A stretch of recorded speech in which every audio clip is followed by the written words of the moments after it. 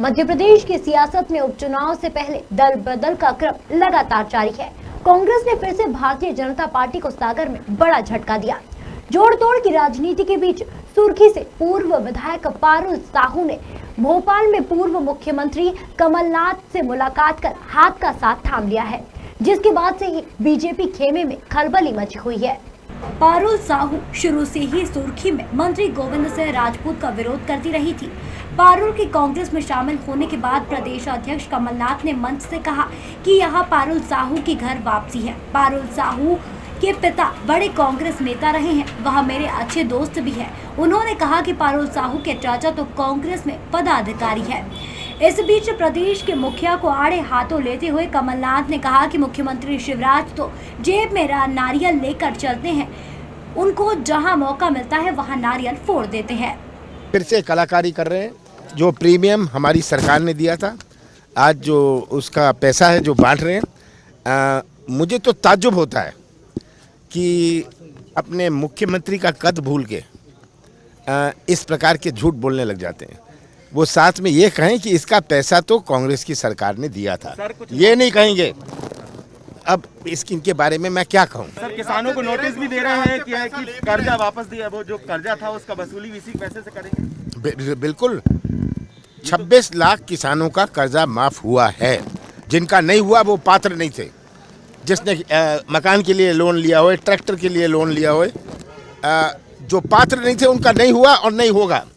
पर जो पात्र किसान थे, 26 लाख किसानों का कर्जा माफ हुआ।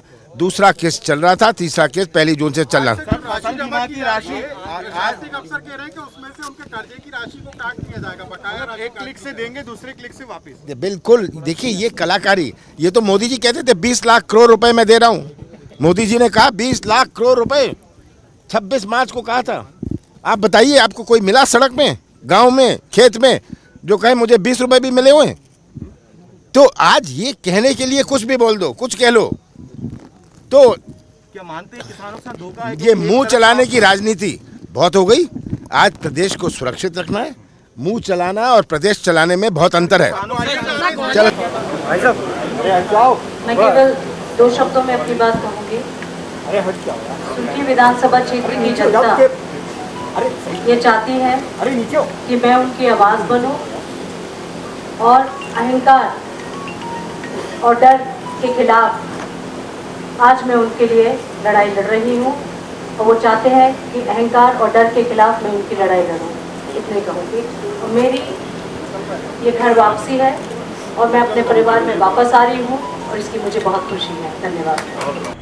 वहीं पारुल साहू के कांग्रेस में शामिल होने पर गृह मंत्री नरोत्तम मिश्रा ने कांग्रेस पर निशाना साधते हुए कहा कि कांग्रेस के पास नेता ही कहां बचे हैं, इसीलिए अब जोड़ तोड़ की राजनीति की जा रही है। पारुल साहू के कांग्रेस में शामिल होने से भाजपा को कोई फर्क नहीं पड़ेगा।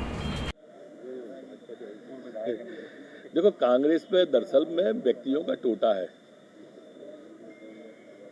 वर्तमान परिस्थिति में कांग्रेस के पास अब कोई बचा नहीं है, इसलिए प्रत्याशी ढूंढ रही है। वो जो पिछली सूची आई है आप उसमें भी देख लो। बिल्कुल यहाँ से बमौरी से कन्हैया लाल जी से लेके हमारे वहाँ तक भांडेर और ग्वालियर तक सब आयातित लोग ही हैं। जैसी कांग्रेस की स्थिति है वैसी इन आने वालों की स्थिति है। सर, कमलनाथ जी आज 2 दिन के लिए ग्वालियर के दौरे पर रोड शो करने वाले हैं। अच्छा है, स्वागत है, आए। चुनाव है, आते हैं, आना चाहिए। लेकिन जब मुख्यमंत्री थे तब क्यों नहीं आए, ये भी बताना चाहिए। बीजेपी ने पूछा भी सवाल। हमारे सवाल का वो कभी जवाब दे नहीं पाएंगे, क्योंकि हम सत्य बात पूछते हैं और वो कांग्रेस कभी सत्य बोलती नहीं है। बता दें कि पारुल के कांग्रेस में शामिल होने के साथ ही राजनीतिक गलियारों में चर्चा है कि सागर जिले के सुर्खी सीट से पारुल साहू को उम्मीदवार बनाया जा सकता है। इस सीट से ज्योतिरादित्य सिंधिया के समर्थक मंत्री गोविंद सिंह राजपूत उपचुनाव लड़ रहे हैं। पारुल शुरू से ही गोविंद सिंह राजपूत के खिलाफ है। उनके कांग्रेस में आने से बीजेपी के लिए यह बड़ा झटका माना जा रहा है। ब्यूरो रिपोर्ट, खबर मध्य प्रदेश, भोपाल।